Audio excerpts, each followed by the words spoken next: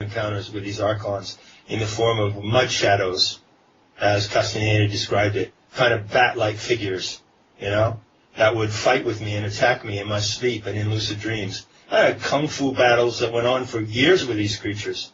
And I finally learned really how to put them in their place. And the Gnostic teachings tell you exactly how to do this. If you go read a Gnostic catechism on metahistory, you get the exact text. It says when you encounter these soul stealers, these thieves of your soul who abduct souls by night, this is how you deal with them, and it tells you exactly what to do. And so we are not powerless in front of these entities, and the serpent power is our greatest ally. It is the instrument of our divinity, of our capacity for novelty, pleasure, and play, and ought to be celebrated in that spirit and never confused with the reptilians. We're talking to John Lash on metahistory.org, metahistory.org. The next section we'll be discussing with John is Gnosis. Patrick, you've got a question for John.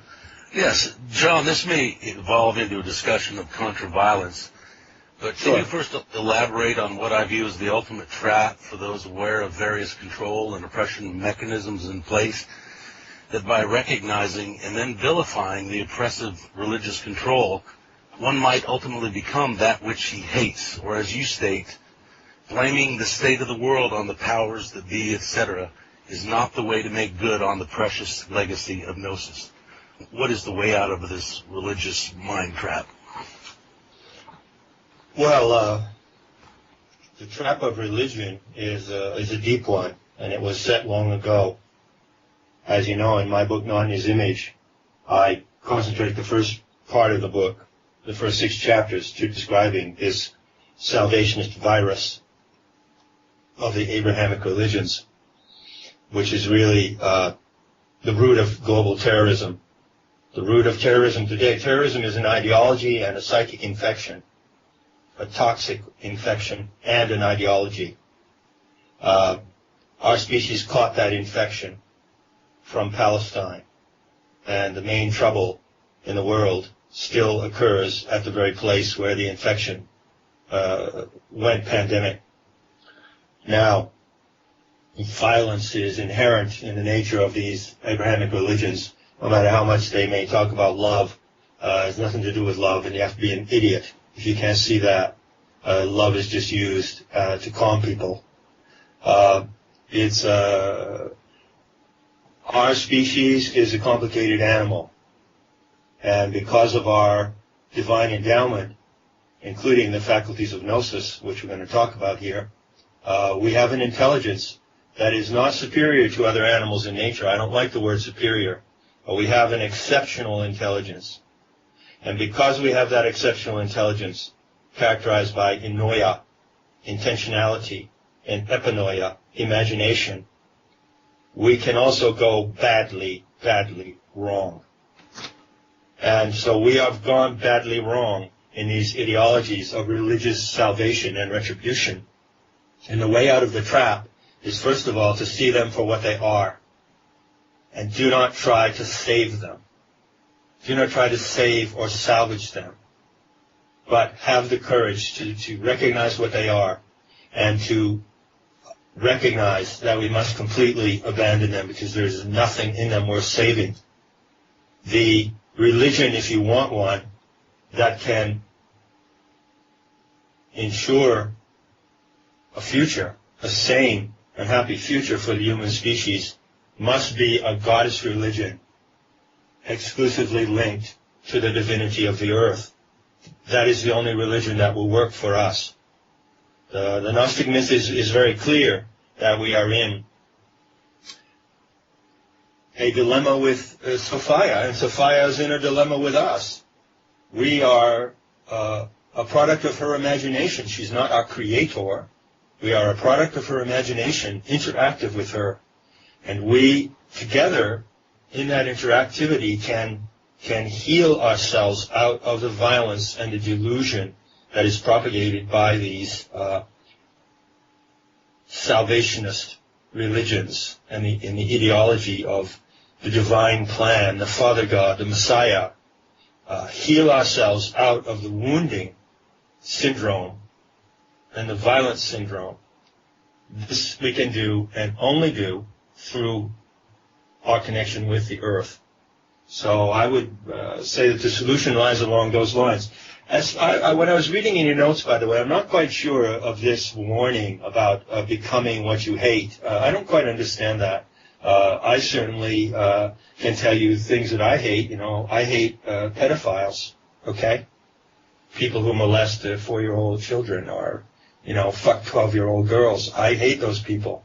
And I'm not going to, am I going to become one because I hate them? I don't really think so. No.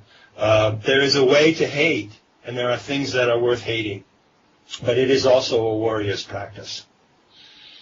I think it's along the lines that religion tends to point you in a direction where you love thy neighbor, but then kill the guy whose God isn't as good as yours. You end up in a loop.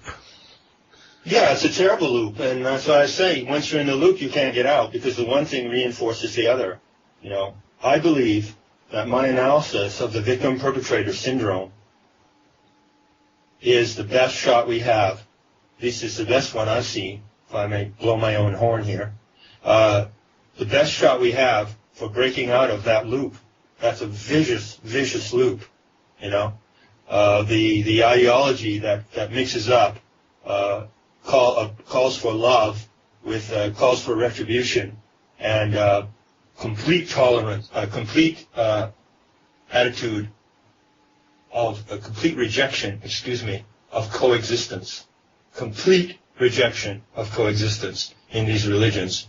So there's a lot to battle against, but and that is you really have to be a warrior. And a warrior uses all emotions equally as weapons or tools.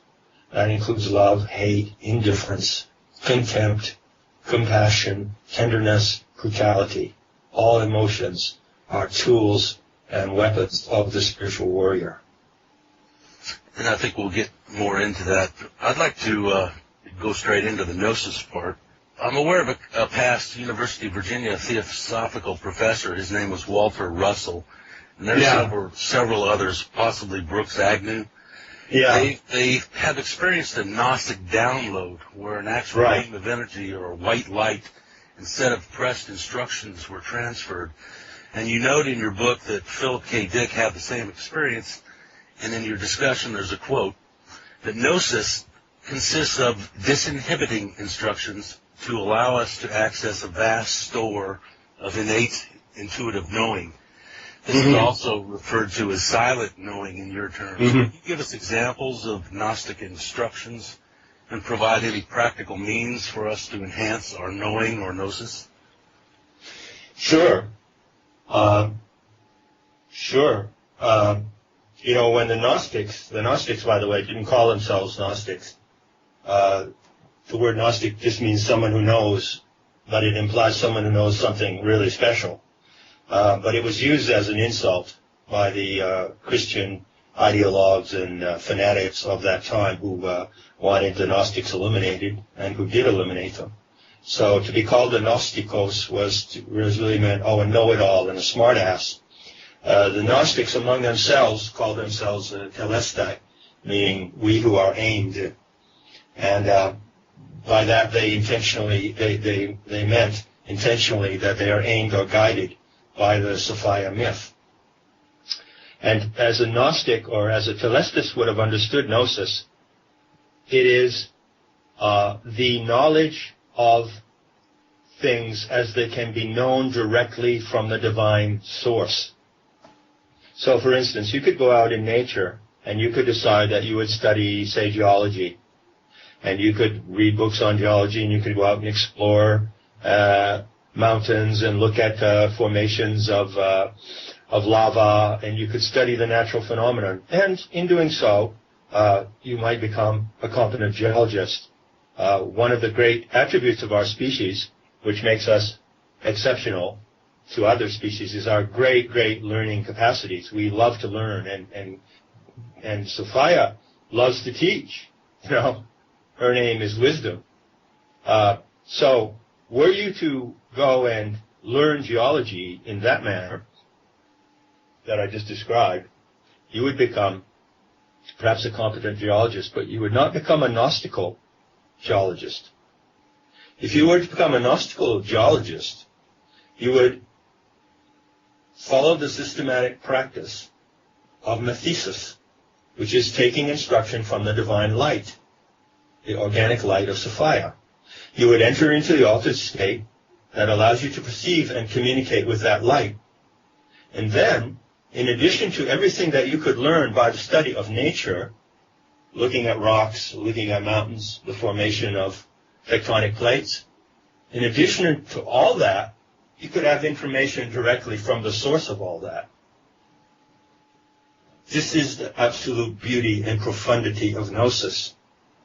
It is the way to learn about anything from going to the source of learning.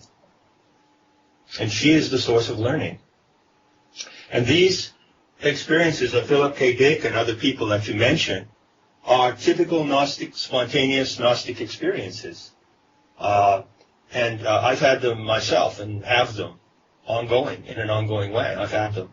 The Terma of Gaia Awakening, the teachings of Planetary Tantra that I'm transmitting now, come from these kind of experiences, which I have on a repetitive basis. I'm always available to these kinds of experiences. My practice is to be able to enter that state of concentration where the white light downloads.